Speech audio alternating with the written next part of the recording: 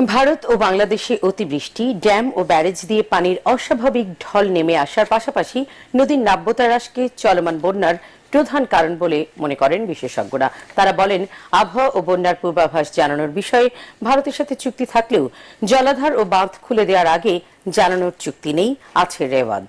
এই কারণে গণহারে ভারতকে গালি না দিয়ে প্রকৌশলগত জায়গা থেকে বন্যার কারণ ও সমাধান বের করার পরামর্শ পানি বিশেষজ্ঞ অধ্যাপক ডক্টর আইনুন নিশাতের। বিস্তারিত জানাচ্ছেন মিজান শাহজাহান। গত ৩ যুগে এমন বন্যা দেখেননি ফেনী, কুমিল্লা, নোয়াখালী সহ আশপাশের মানুষ। চট্টগ্রামের পাশাপাশি বন্যায় আক্রান্ত সিলেট। বিশেষজ্ঞরা বলেন, আগামী সপ্তাহে নতুন করে প্লাবিত হওয়ার আশঙ্কা আছে উত্তরবঙ্গের জেলাগুলো। মহুরীর যে ব্যারেজটা, এটার আনুষ্ঠানিক নাম হলো কলসি সেচ প্রকল্প। সেচ প্রকল্প মানে